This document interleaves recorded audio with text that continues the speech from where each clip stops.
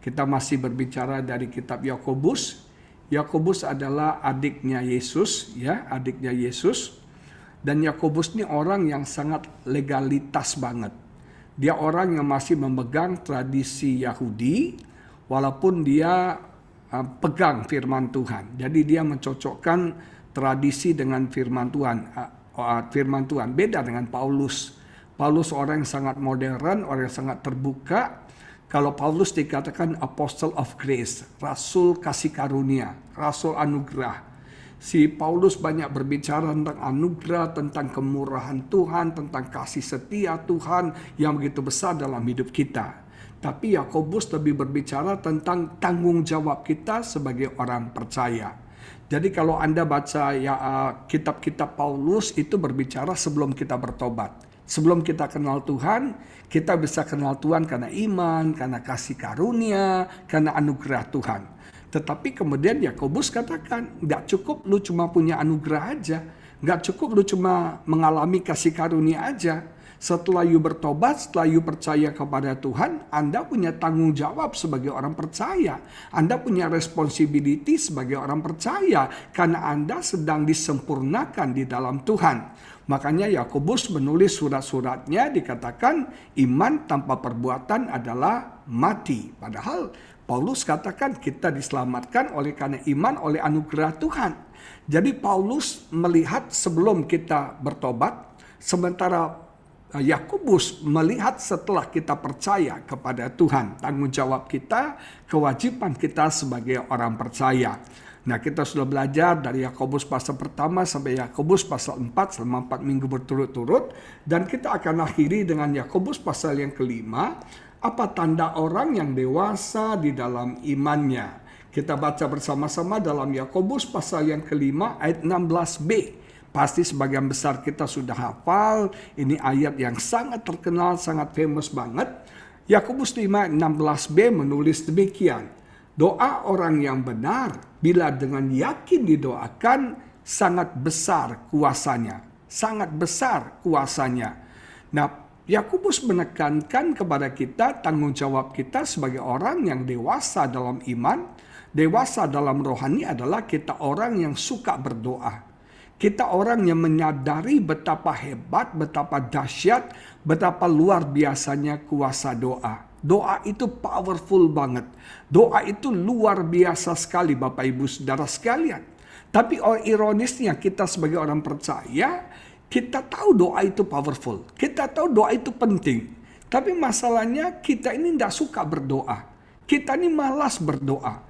Ketika kita berdoa ada aja gangguannya. Betul nggak? Ada aja halangan rintangannya. Kita untuk fokus doa itu susah banget, susah banget. Makanya dalam doa Bapa kami saya belajar, kalau Anda mau berdoa fokus kepada Bapa, naikkan puji-pujian dulu. Ketika kita fokus kepada Tuhan, kita naikkan puji-pujian. Yang jadi masalahnya adalah pikiran kita suka terbang-terbang. Pikiran kita suka melayang-layang. Pikiran kita suka distract pada hal-hal yang lain. Ketika kita mau datang berdoa sama Tuhan, kepikiranlah utang belum dibayar, kepikiranlah kompor belum dimatiin, kepikiranlah sop ayamnya belum jadi Bu Yongki ya. Kepikiran semuanya itu. Sehingga untuk kita mengikat pikiran kita itu sulit. Untuk kita fokus itu sulit. Dan saya belajar dalam doa Bapa kami dikatakan dimuliakanlah namamu. Kita harus belajar memuji-muji Tuhan. Kita belajar menyembah Tuhan untuk membantu kita fokus dari diri kita, dari keadaan sekitar kita kepada Tuhan kita. Nah, seringkali itu gangguan banyak sekali dalam kita berdoa. Betul nggak Bapak Ibu? Tiba-tiba ada aja masalah, tiba-tiba ada aja. Kita tahu doa itu powerful. Tapi rasanya sulit untuk kita berdoa. Banyak orang punya prinsip gini ya, saya perhatikan ya. Kalau doa fajar, doa malam, doa puasa, maaf ya. Biasanya yang paling sering banyak datang tuh ibu-ibu. Dan maaf sudah tua-tua. Betul nggak? Maaf ya semua yang tua-tua ya. Yang anak muda merasa ini nggak level gua, ini nggak mainan gua gitu loh ya. Anak muda berkata nanti kalau gua udah tua baru gua berdoa gitu loh ya. Sudah mau bau tanah, udah mau mati baru berdoa, terlambat jangan-jangan, betul nggak? Nah Bapak Ibu Saudara sekalian, seringkali kita nggak suka berdoa apalagi anak-anak muda dan pria-pria. Wah, pria itu terlalu sombong untuk datang berdoa. Benar. Makanya acara doa itu jarang pria. Banyak pendoa-pendoa syafaat itu wanita semua. Betul nggak? Pria itu merasa nggak penting berdoa, penting itu kerja. Tapi saya belajar dari Yonggi Cho, Bapak Ibu Saudara sekalian. Almarhum Yonggi Cho itu berdoa 1 hari 8 jam. Satu hari orang bertanya sama dia, Pak Yonggi Cho, apa pentingnya Anda berdoa 8 jam?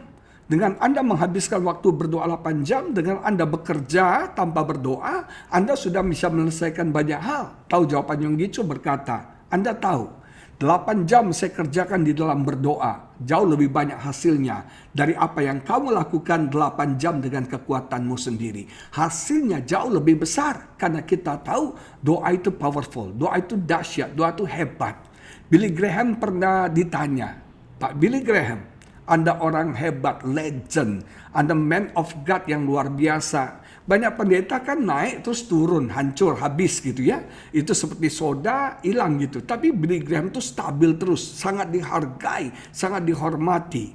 Nah, waktu ditanya apa rahasia kesuksesan pelayanan Anda, Billy Graham berkata ada 3. Yang pertama doa, yang kedua doa, dan yang ketiga adalah doa. Doa itu nafas hidup kita sebagai orang percaya. Kalau hidup kita nggak berdoa, kita kehilangan nafas kita. Kita kehilangan kekuatan ilahi dalam hidup kita. Kita kehilangan kemampuan kita untuk bertahan hidup di tengah-tengah keadaan yang sulit ini. Nah, jadi orang yang dewasa imannya adalah orang yang menyadari keterbatasannya. Orang yang menyadari kelemahannya dan dia membutuhkan Tuhan dalam hidupnya. Dengar ya, orang sombong tidak suka berdoa. Orang yang merasa dirinya pintar, tahu semuanya, dia nggak butuh Tuhan dalam hidupnya. Tetapi orang yang rendah hati, yang menyadari dia lemah, dia penuh keterbatasan, dia butuh Tuhan dalam hidupnya. Satu hari saya pelayanan di daerah Ungaran. Waktu saya dijemput teman saya, kemudian kita mau ke gereja. Ketika kami naik ke mobil, dia berhenti sebentar, dia berkata, Pak Agus kita doa sebentar ya. Kita on the way mau ke gereja. Dia doa, Bapa di surga, pimpin kami ini. Dalam hati saya, ini orang sok rohani banget ya. Ya, dari hotel aja mau ke gereja kok berdoa gitu loh ya. Itu kan gak penting gitu loh ya. Masa lu gak bisa sih nyetir mobil? Tapi kemudian Tuhan tegur saya. Kadang-kadang dalam hal yang kecil dalam hidup kita lupa berdoa. Betul gak? Banyak orang bilang gini, kalau jajanannya cuma $2 gak perlu doa. Kalau jajanannya makanannya $200 baru doa. Betul nggak? Kalau di Indonesia kan kalau jajanan gorengan goceng nggak usah doa katanya. Kalau yang gotiau baru doa. Salah. Yang goceng mesti doa karena virus bakterinya banyak di goceng itu. Betul nggak? Bapak Ibu Saudara sekalian. Nah, saya mau beritahu doa itu powerful. Doa itu dahsyat banget. Saya mau saksi ya. Saya besok pagi Pak Yongki akan operasi katarak mata kiri saya. Mata kiri saya udah nggak lihat. Kenapa saya tunggu besok? Karena saya hari ini ada Zoom dengan BMC New York yang saya sangat cintai dan kasihi ini. Jadi saya tunggu biar selesai dulu Zoom BMC New York. Hari ini terakhir. Semoga diundang lagi ya. Dan besok saya operasi pagi-pagi. Saya dioperasi pagi. Nah, karena saya ada komorbid diabetes, saya ada komorbid ginjal, ada komorbid hipertensi ya. Ini komorbid orang kaya semua ya, Bapak Ibu Saudara sekalian. Jadi ternyata prosedur untuk operasinya ribet. Karena saya nggak pakai laser, saya pakai dipotong ya, dioperasi, dibelah, pakai pisau. Dibelah cuma 1,7 mm aja, dibelah dikit nanti dipecahin kacanya, diganti kaca baru. Nah prosedurnya itu panjang sekali karena saya ada ginjal, ada hipertensi, ada diabetes, cek darahnya banyak banget. Harus cek EKG jantung, harus cek torak, paru-paru. Waduh banyak sekali ribet, harus ke dokter internis, harus PCR lagi. Aduh sudah mati, saya kok beban berat banget ya. Tapi saya bersyukur juga dokternya teliti sih. Karena bagus juga diperiksa. Nanti kalau ada apa-apa kita malah nyesel kan. Dokternya juga nyesel, saya juga nyesel. Nah akhirnya ya itu butuh dana cukup besar, cukup banyak. Karena sebelum operasi aja dia mesti periksa syaraf mata, terus mesti menentukan berapa tebal korneanya, terus mesti kataraknya berapa tebal, terus mesti memilih bagaimana kornea yang cocok untuk mata saya. Saya pengen yang warnanya abu-abu kayak bule sih, tapi nggak boleh katanya warna asli mata aja. Kalau ada biru-biru gini kan keren ya koak-koang ya.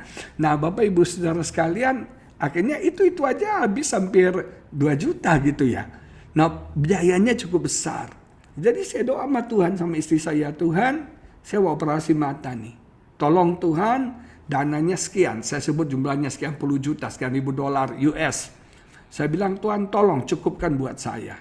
Dan luar biasa. Besok paginya ada seorang teman, dia berkata, Pak saya terbeban untuk Bapak. Apa yang bisa saya bantu buat Bapak? Dia transfer sejumlah uang buat saya bilang, terima kasih Pak.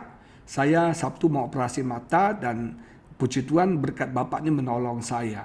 Berkat ibu ini ibu yang kirim. Berkat ibu ini menolong saya. Terus dia bilang, Bapak operasi biaya berapa? Aduh saya nggak enak ngomongnya Bu, nggak enak saya bilang. Akhirnya coba cerita dong. Saya bilang totalnya sekian. Udah saya yang cover semua. Saya yang kasih semua. Dan puji Tuhan Bapak Ibu Saudara sekalian, sebuah dana yang kita butuhkan sudah dicukupkan Tuhan. Sekarang masalahnya karena matanya udah baru, kacamatanya harus berubah juga kan. Lensa apa namanya nih, ini ya. Kacamata gelasnya ini harus berubah juga ukurannya kan. Tapi Tuhan itu baik. Tuhan selalu menyediakan. Ketika kita berdoa sungguh-sungguh sama Tuhan, kita datang merendahkan hati kita, kita percaya doa itu powerful, doa itu dahsyat, doa itu luar biasa. Amin Bapak Ibu Saudara sekalian. Saya dan istri lagi berdoa sepakat nih. Kami lagi butuh studio untuk YouTube kami, syuting YouTube. Karena selama ini kan syuting di rumah. Rumah kami kan ukurannya 4L. Lu lagi ya. RSSSSS. Rumah saya sungguh sangat sempit sekali. Sampai selonjor saja susah sekali gitu loh ya. Nah kami butuh tempat untuk kita nggak usah bongkar pasang, suatu tempat yang permanen bisa dijadikan studio buat YouTube saya. Kami lagi berdoa Tuhan buka jalan. Dan saya percaya doa orang benar dengan yakin didoakan besar kuasanya. Amin Bapak Ibu Saudara sekalian. Amin. Nah saya ingin bagikan beberapa tips doa yang powerful. Yang pertama, doa yang powerful adalah doa orang yang benar. Doa orang yang benar. Kita baca deh 1 Petrus 3:12 menulis demikian. 1 Petrus 3:12 menulis demikian. Sebab mata Tuhan tertuju kepada siapa? Orang-orang benar. Mata Tuhan tertuju kepada orang-orang benar dan telinganya Tuhan kepada permohonan mereka yang minta tolong.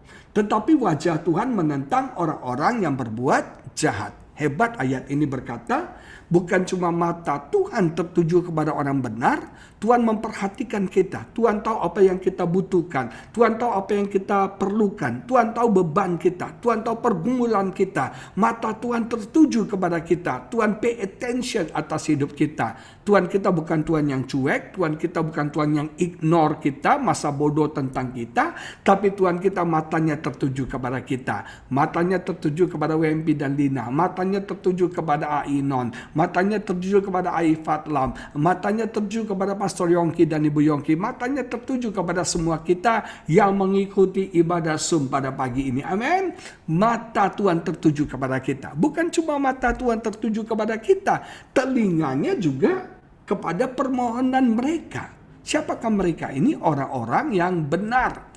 Kalau hidup kita benar, Tuhan akan memperhatikan kita. Tuhan akan mempedulikan kita. Kalau hidup kita benar, Tuhan akan mendengar permohonan kita. Tuhan akan mendengar seruan doa kita. Nah, kalau kita bicara benar itu kan tiga level. Yang pertama, kita sudah dibenarkan oleh salib Yesus. Posisi kita di dalam Tuhan orang benar. Karena kita sudah dibenarkan oleh karena pengorbanan Yesus di atas kayu salib. Dia mati, dosa kita diampuni, kita yang bersalah, yang berdosa dibenarkan. Sudah dibenarkan. Secara rohani kita sudah dibenarkan. Tapi ada level yang kedua yang saya sebut sedang dibenarkan. Ada proses kita mengalami pembenaran yang sempurna. Kita sedang dibenarkan. Yang dibenarkan apa? Jiwa kita. Roh kita sudah benar. Status kita orang benar. Tapi jiwa kita sedang dibenarkan oleh Tuhan. Yang sering bermasalah dalam hidup kita ini apa? Jiwa kita. Khawatir itu di mana? Di jiwa.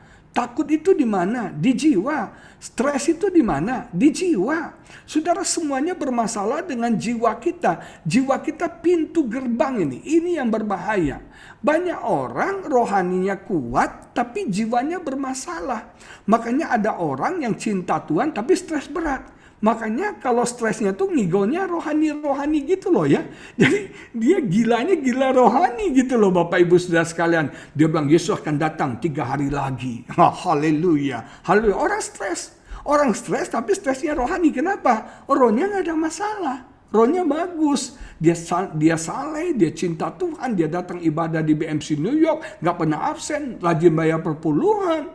Tapi jiwanya tergoncang. Jiwanya terganggu. Pak Yongki pernah ketemu gak orang gitu? Yang Kristen sungguh-sungguh tapi wanehnya minta ampun. Bukan aneh lagi, wanehnya minta ampun gitu loh ya. Waneh banget. Sifatnya aneh, gayanya aneh, antik banget. Kenapa? Ini masalah jiwanya. Nah, percayalah jiwa kita sedang dibenarkan. Dan nanti kita akan secara fisik, kita akan sempurna dibenarkan. Amin. Kita akan sempurna. Jiwa kita sedang dipulihkan. Masalah semua di jiwa kita. Nah, kenapa banyak kita jatuh dalam dosa? Karena masalah jiwa kita ini. Jiwa kita terbuka, akhirnya daging kita yang dominan dalam hidup kita. Nah, kalau kita bisa hidup benar, menyucikan diri kita, menguduskan diri kita, hidup kita suci, kudus, menjaga hidup benar ini, mempertahankan hidup benar ini, maka Tuhan akan memperhatikan kita. Dan Tuhan akan mendengar permohonan setiap kita. Jadi hidup benar itu ini bagian kita. Kalau sudah dibenarkan bagian Tuhan. Sekarang kita punya tanggung jawab kata Paulus untuk hidup benar. Untuk hidup sesuai dengan panggilanmu sebagai orang percaya. Kalau kamu sudah bertobat, buktikan dong pertobatan kamu. Buktikan dong iman kamu. Jangan cuma bicara iman-iman, bertobat. Buktinya apa? Apa buktinya kamu bertobat? Hidupmu berubah nggak? Ada buah-buah roh nggak yang muncul dalam hidup kamu? Nah, doa orang yang benar. Yang berjuang untuk benar. Yang melakukan kebenaran, menjaga hidupnya benar. Itu kuasanya dahsyat. Kuasanya hebat. Kita hidup di dunia yang banyak godaan. Kita hidup di dunia yang setan sekalian keliling luar biasa, lagi kejar lembur dia. Untuk hidup benar memang nggak gampang. Kita harus berusaha, kita harus berjuang dan minta pertolongan Tuhan untuk kita hidup benar. Jadi cowok-cowok ganteng seperti WMP, ya, seperti Kodeni ini kan, Lina cantik, keren, masih muda, Pak Yongki juga masih muda ya, haleluya, rambut aja belum tumbuh ya. Nah saudara sekalian, mempertahankan lepas dari godaan itu nggak gampang. Iblis itu menggoda kita setiap menit, setiap detik dalam hidup kita untuk kita jatuh. Jadi godaan itu seperti hukum gravitasi Pak Yongki. Seperti hukum gravitasi yang setiap detik selalu menarik kita untuk jatuh. Menarik kita untuk jatuh. Menarik kita untuk jatuh. Nah kita harus berjuang melawan godaan itu. Kita harus berjuang melawan hukum gravitasi itu supaya kita tidak tergoda. Kita tidak tertarik untuk jatuh. Hidup benar. Aduh, godaan banyak sekali hari-hari ini. Untuk kita terpancing hidup dalam kedagingan, kenikmatan hidup. Tapi belajarlah hidup benar. Karena kalau kita hidup benar, maka telinga Tuhan akan mendengar setiap permohonan kita. Yang kedua, kita harus berdoa meminta sesuai dengan kehendak Tuhan. Sesuai dengan kehendak Tuhan, bukan kehendak kita. Not my will, but God's will. Sesuai dengan firman, sesuai dengan kebenaran. Kita baca 1 Yohanes 5 ayat 14 dan 15 menulis demikian. 1 Yohanes 5, 14-15. Dan inilah keberanian percaya kita kepadanya, yaitu bahwa ia mengabulkan doa kita. Amin. Kita punya kepastian. Kita punya jaminan, keyakinan bahwa Allah pasti mengabulkan doa kita. Ayo semua katakan 1, 2, 3. Allah mengabulkan doa saya. 1, 2, 3. Allah mengabulkan doa saya. Sekali lagi 1, 2, 3. Allah mengabulkan doa saya. Ini kepastian. Keberanian kita percaya, dikatakan jikalau kita meminta sesuatu kepadanya. Kita minta menurut kehendaknya. Betul? Dan jika kita tahu bahwa Ia mengabulkan apa saja yang kita minta, maka kita juga tahu bahwa kita telah memperoleh segala sesuatu yang telah kita minta kepadanya. Jadi ada dua hal yang penting. Kita harus minta sesuai dengan kehendak Tuhan. Dan yang kedua, percaya bahwa kita telah menerimanya dengan iman, Bapak Ibu Saudara sekalian. Ayat ini mengajarkan kita minta sesuai dengan kehendak Tuhan. Bisa nggak kita minta tidak sesuai dengan kehendak Tuhan? Bisa. Kita bisa berdoa minta sesuatu karena kita iri sama orang lain. Saya berdoa, Tuhan, saya ingin di New York seperti Pak Yongki, Tuhan. Tapi motivasi saya minta apa? Karena saya iri sama Pak Yongki. Saya ingin nyaingi Pak Yongki. Bukan cuma lu aja bisa di New York ya. Gue juga bisa di New York loh. Betul nggak saudara? Banyak kali kita meminta kepada Tuhan dan Tuhan tidak mengabulkannya. Karena motivasi kita iri, Bapak Ibu Saudara sekalian. Iri. Saya belajar nih ya. Bicara kegagalan saya jujur ya. Satu hari ada seorang kenalan saya. Dia pimpin rombongan ke Israel. Dan itu sukses. Saya lihat foto-fotonya. Aduh, dia buat rombongan ke Israel. Saya gak mau kalah juga. Gue juga bisa nih. Saya hubungi travel, kita bicara. Akhirnya kita bisa ngumpulin orang cukup banyak untuk ke Israel. Dalam hati saya nih, doa gue dijawab Tuhan. Bukan cuma lu yang bisa ke Israel. Gue juga bisa pimpin rombongan ke Israel. Motivasi saya bawa rombongan mengadakan grup itu karena saya iri sama orang itu. Karena saya saingan sama dia. Lu bisa, gue juga bisa. Saya tunjukin. Tahu nggak Bapak Ibu Saudara sekalian? Tiba-tiba ada peserta dari Australia itu batal semua. Tiba-tiba batal semua. Dan mereka jumlahnya ada 10 orang Bapak Ibu Saudara sekalian. Aduh. Begitu 10 orang batal. Saya lemes Bapak Ibu Saudara sekalian. Lemes. Ini sudah hampir positif berangkat. Sudah cukup. Tapi begitu 10 orang batal. Nyari 10 orang kan nggak gampang di waktu yang mepet. Akhirnya terpaksa tur itu, grup itu cancel berangkat. Di situ saya sedih banget, saya lemes. Saya bilang, Tuhan kenapa? Tuhan gak dengar doa saya. Kenapa Tuhan gak jawab doa saya? Tuhan bilang ini, karena kamu berdoa tidak sesuai dengan kehendak saya. Saya gak berkehendak kamu ke sana. Kamu kan motivasi minta karena iri sama orang. Karena saingan sama orang. Kita bisa dong. Kita minta karena kita saingan. Kita nggak mau kalah sama orang. Betul nggak? Karena ada pendeta dapat dikasih berkat mobil, kita juga minta mobil. Ya kan saudara? Jangan iri sama orang. Jangan motivasi doa kita harus benar. Hati kita dalam berdoa ini harus benar. Makanya setiap kali kita doa dicek. Saya masih ingat waktu saya SD dulu. Kalau misalnya lagi malas sekolah gitu ya, SD sekolah malas, doa tuh Tuhan, tolonglah Tuhan supaya banjir Tuhan, supaya kami besok nggak jadi sekolah, doa minta banjir. Atau kita kutukin biar gurunya kecelakaan Tuhan supaya dia nggak jadi ngajar. Nah doa kayak gitu masa dijawab Tuhan? Gak akan dijawab Tuhan. Betul gak saudara? Engkau berdoa untuk orang yang kau benci supaya dihukum Tuhan. Tuhan gak akan lakukan itu saudara. Memang hukuman haknya Tuhan. Tapi Tuhan gak menghukum orang karena doa kita. Apa hak Anda? Betul gak saudara? Seringkali kita berdoa tidak sesuai dengan kehendak Tuhan. Tidak sesuai dengan apa yang Tuhan mau. Makanya Tuhan gak jawab. Tuhan gak dengar. Anak kita minta doa sama kita, papi minta mobil, kita nggak akan beliin, tunggu lu gede dulu, tunggu lu 18 ya, kayak anak Pak Akuang si Matthew, udah bisa setir mobil sekarang ya kan, malah pergi-pergi terus kali ya, sekarang udah bisa nyetir ya. Nah mesti beli mobil satu lagi buat Matthew tuh Pak Akuang. Nah saudara sekalian, nah kalau dia udah cukup dewasa pasti Bapak kasih. Kalau dia minta sesuai dengan kehendak Bapak, pasti dikasih sama Bapak. Dan doa terus dengan iman. Percaya bahwa kita sudah terima. Seringkali kita doa, tapi kita nggak percaya kita udah terima. Saya dengar cerita bagus banget di sebuah daerah. Dia mengalami musim kering yang panjang sekali. Sehingga warga desa itu berkumpul berdoa bersama-sama. Mereka berdoa, Tuhan minta hujan. Tuhan minta hujan. Tuhan minta hujan. Hujan nggak turun-turun. Nggak turun-turun.